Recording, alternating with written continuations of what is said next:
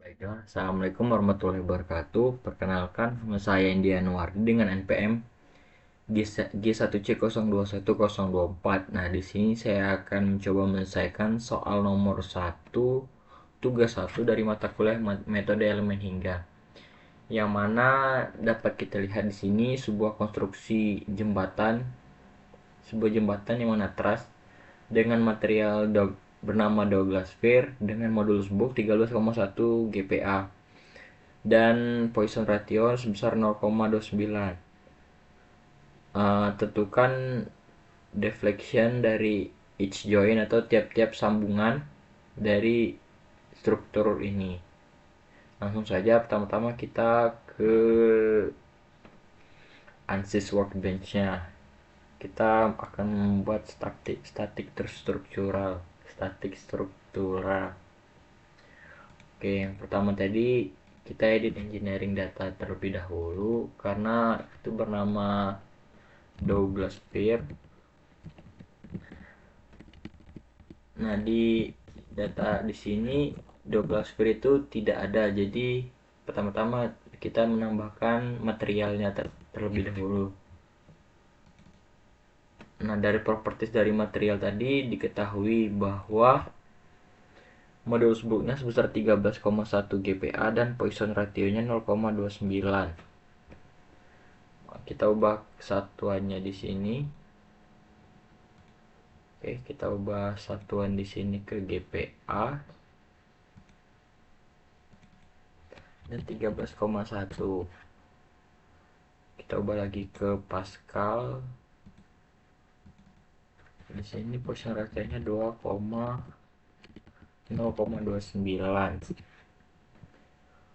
Oke, setelah ada tanda ready di bawah, tutup kembali. Selanjutnya kita membuat desain dari truss tersebut di desain modeler.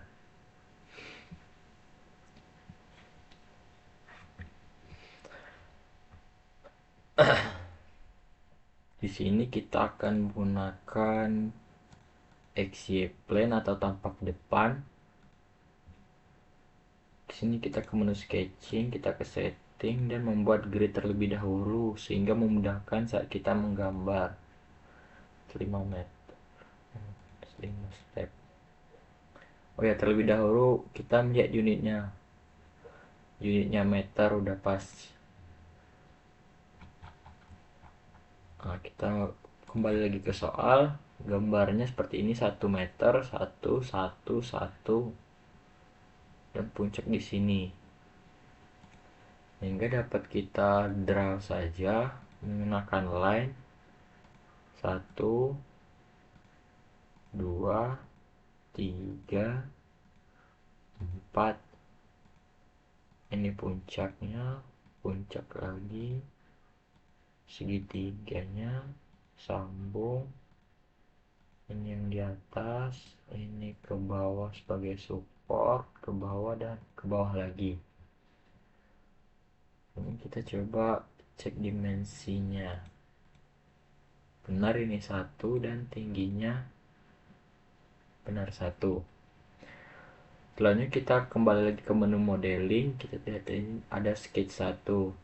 Selanjutnya kita ke konsep line from sketches. Kita kan sudah membuat line tadi. Ini kita klik sketch ini dan kita apply.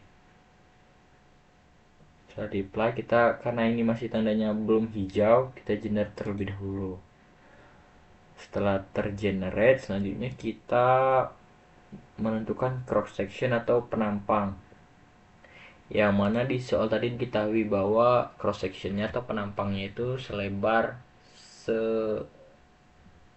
bentuk persegi dengan lebar 6 cm dan tinggi 6 cm. Kita ke konsep cross section dan rectangular.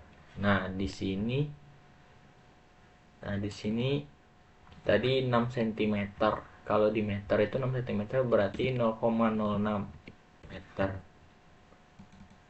Kita masuk ke 0,06 meter. Selanjutnya sudah. Nah, untuk Langkah selanjutnya part 1 ini ada line body. Nah di line body ini kan cross section tadi udah kita masukkan ke library di perintah sini, tinggal kita pakai saja. Berarti cross sectionnya sudah kita masukkan rectangle 1.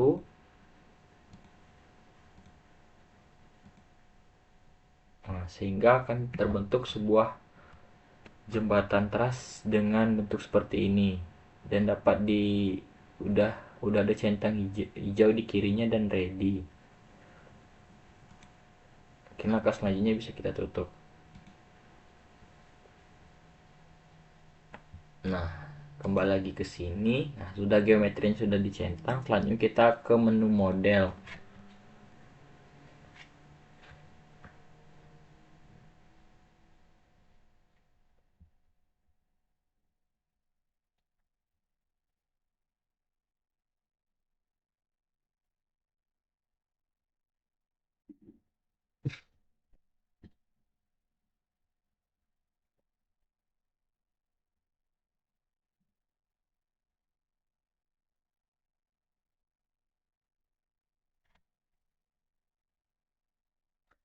Hmm, butuh proses sepertinya untuk laptop ini memasukkan gambar. Nah, ini dapat dilihat, ganti ke display, ada cross sectionnya. Nah, ini adalah gambar yang kita buat tadi.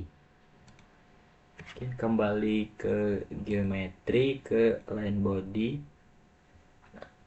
Di sini kan ada model type. Nah, model type-nya itu kita ubah ke link atau truss. Kan truss tadi kan sebuah jembatan berjenis truss. Kita ubah ke truss. Selanjutnya untuk material, yang mana material yang tadi 12 sphere, kita masukkan 12 sphere yang telah kita masukkan tadi. Terus selanjutnya kita centang materialnya. Material sudah. Ini cross sectionnya pas. Selanjutnya adalah mesh. Nah, mesh ini kita lihat ke ini. Bisa, berarti langsung saja. Karena ini tadi berbentuk truss, selanjutnya kita melakukan sizing.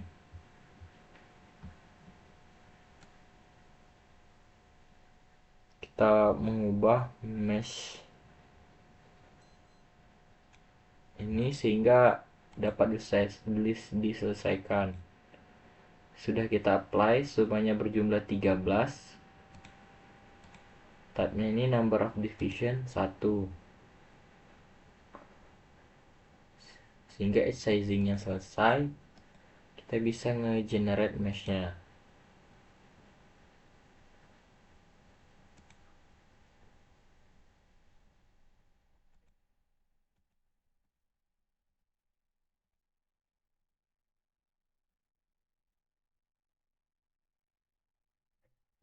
Selanjutnya mesh-nya selesai, kita ke static structural, tidak ke analisis setting.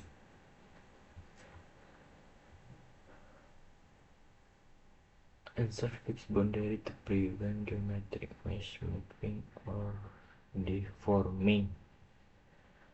Selanjutnya langkah pertamanya kita lagi soal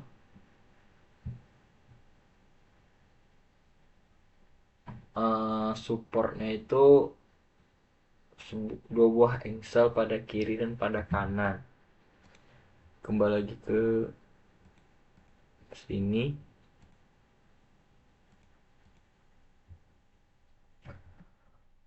Oke, environment tadi support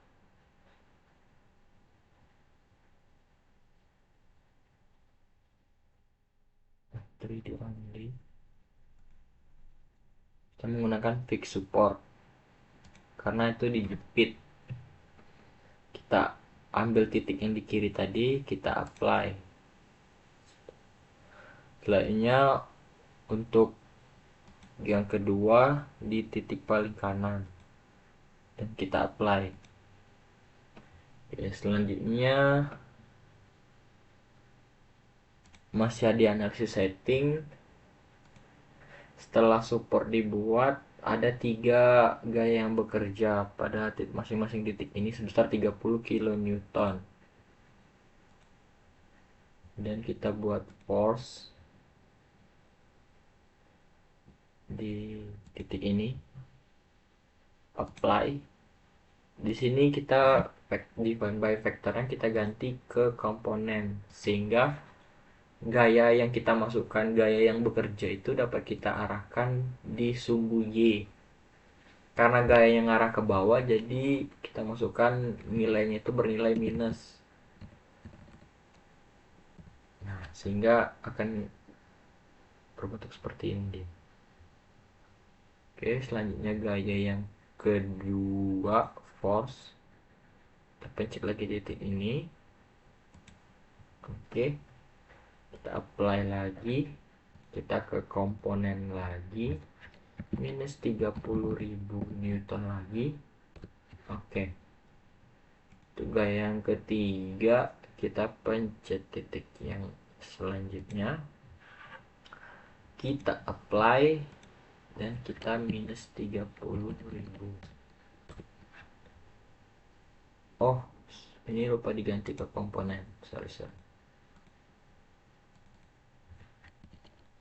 Minus 30.000.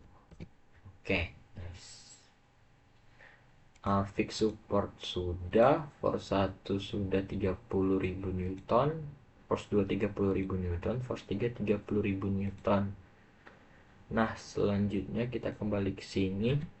Determine the deflection at each joint of the truss under the given loading condition. Jadi tentukan defleksi pada tiap-tiap sambungan dari truss. Pertama kita ingin deformasi total dan deformasi direksional. Karena defleksi pada tiap-tiap sambungan. Gayanya di sepanjang sumbu Y, jadi mungkin akan terjadi, kemungkinan besar akan defleksi tersebut akan terjadi di sepanjang sumbu Y. Maka di sini orientationnya kita ganti ke sumbu Y. Nah, ini mungkin bisa kita rename agar lebih mudah mengingat. Dia nanti sumbu Y. Oke, dan kita solve.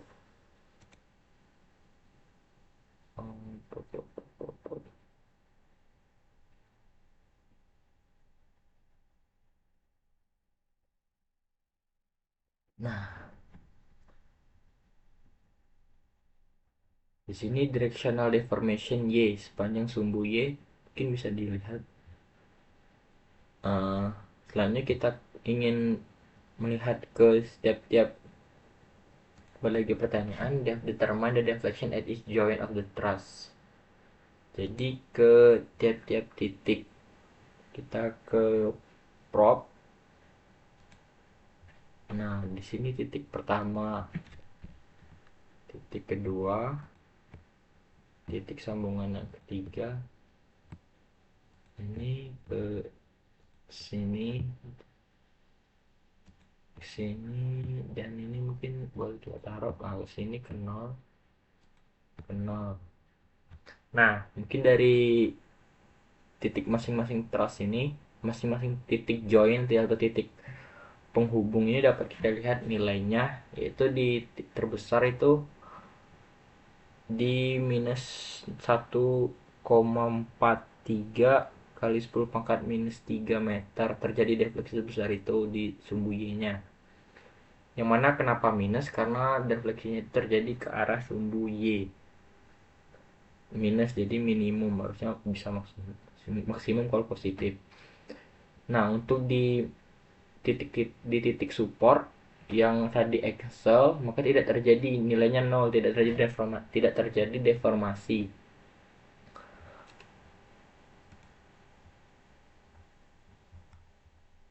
Selanjutnya kita ke solution. What?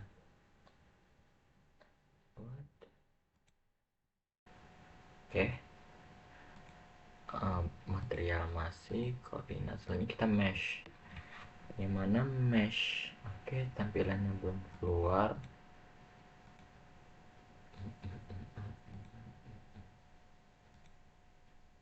Sini mesh sizing. Oke, kemana?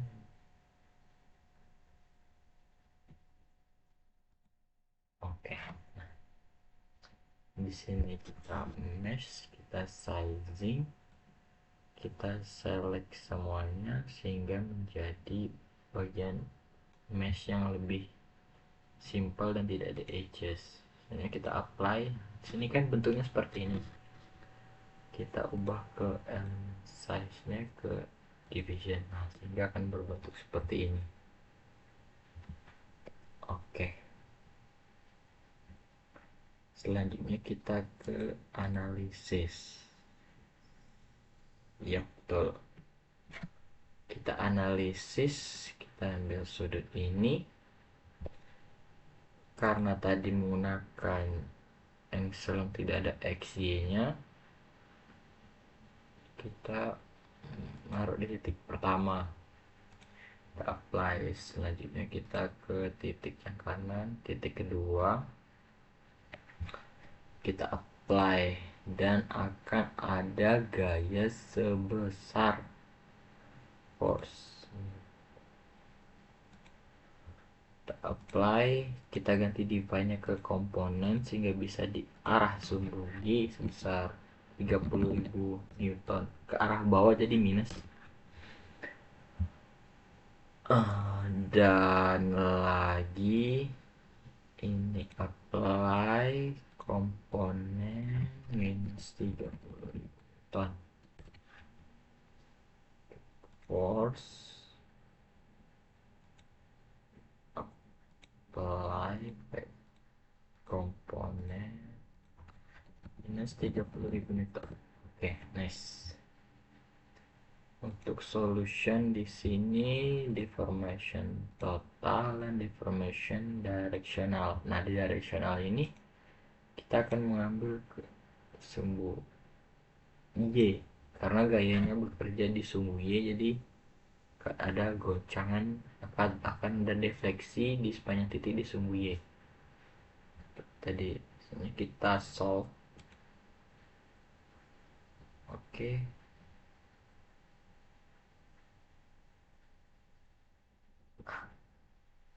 sini kita ke prop sehingga dapat